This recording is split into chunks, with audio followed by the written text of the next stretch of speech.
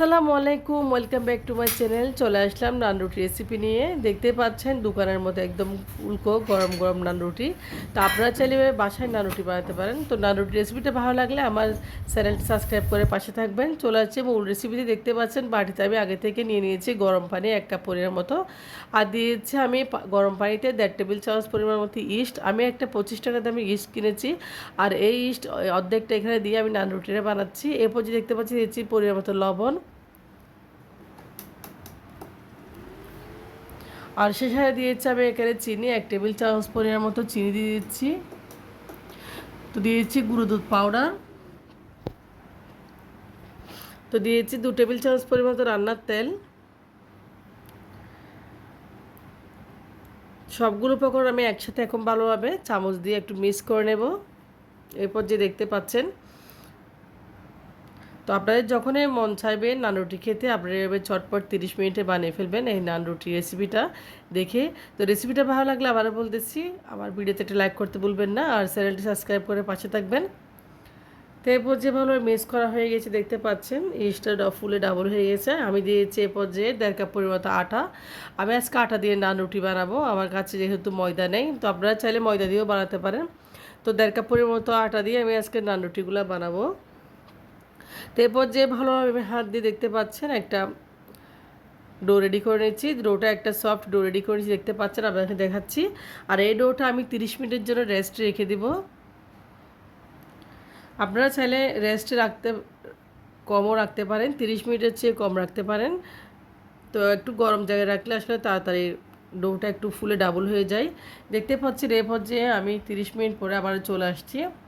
তো 30 মিনিট পরে এসে দেখতেছি ডোটা ফুলে ডাবল হয়ে গেছে, দেখতে পাচ্ছেন। একদম নান রুটির জন্য এটা পারফেক্ট ডো হয়ে গেছে। তো আমি ভালোভাবে একটু হাত দিয়ে আর একটু মতে নেব। দেখতে পাচ্ছেন একদম নান রুটি যেরকম দোকানে বানায় সেরকম ডোটা হয়ে গেছে। ওরা যে ময়ানটা রেডি করে ওইভাবে ওই রকমই হয়ে গেছে। তো ডোটা আমি এখন ভালোভাবে একটু ময়ান করে নিব হাত দিয়ে। এরপর যে আমি লেচি কেটে নেব ডোটার, যে কয়টা নান রুটি আমি আজকে বানাবো। দেখতে পাচ্ছেন আমি হাত দিয়ে একটু মতে নিচ্ছি ভালোভাবে, যাতে আরও সফট হয়। তো যতই মতে নেবেন ততই নান রুটিটা সফট হবে। তো আমি একটু বড় সাইজের করে আজকে লেচি কেটে নেব, যেহেতু একটু নান রুটি আমি একটু মোটা টাইপের করে বানাবো। তো যারা নতুন তারা আমার রেসিপিটা ফলো করে একবার ট্রাই করবেন নান রুটি কীভাবে বানাতে হয়, বাসায় কীভাবে সহজভাবে নান রুটি বানাতে হয়, এই রেসিপিটা ফলো করে একবার আপনারা ট্রাই করবেন। তো দেখতে পাচ্ছেন আমি লেচি কেটে নিয়েছি। আমি এখন রুটি বেলে নেব একটা একটা করে। তো অল্প করে আটা নিয়ে আমি এখন রুটিটা বেলে নেব, যেহেতু ডোটা একটু সফট হয়েছে, একটু নিচে যাতে লেগে না যায়। তো আমি অল্প করে আটা নিয়েছি, আটা নিয়ে এখন আমি একটা ভালো করে রুটি বানিয়ে নেব। তো রুটি আমি তেমন ভালো বানাতে পারি না, গুল গুল করে যেভাবে বানাতে পারি ওইভাবে বানাচ্ছি। আপনারা আপনাদের ইচ্ছা মতো শেপ দিবেন, বড় ছোটো মোটো বা পাতলা, আপনাদের ইচ্ছা মতো যে যেভাবে খাবেন। তো দেখতে পাচ্ছেন না রুটির জন্য একটা রুটি রেডি হয়ে গেছে অলরেডি। আমি একটা পাতলা করে রুটি বেলে নিয়েছি, দেখতে পাচ্ছেন। তো এইভাবে প্রত্যেকটা রুটি আমি বানিয়ে নেব। আমি এখন চলে যাচ্ছি চুলায় আগে থেকে একটা প্যান গরম করে রেখেছি, দিয়েছি একটা রুটি। এই রুটিটা আমি ঢাকনা দিয়ে ঢেকে দিব, যাতে একটু ভালো কুক হয়। যেহেতু নান রুটি দেখতে পাচ্ছেন উপর থেকে ফুলকো ফুলকো হয়ে এসছে, আমি একটু উল্টে দিচ্ছি। এরপর যে আমি আবার ঢাকনা দিয়ে দিব, নান রুটিটা যাতে একটু ভালোভাবে কুক হয়। দেখতে পাচ্ছেন এরপর যে নান রুটিটা হয়ে গেছে, আমি ঢাকনা উঠে আপনাদের দেখাচ্ছি।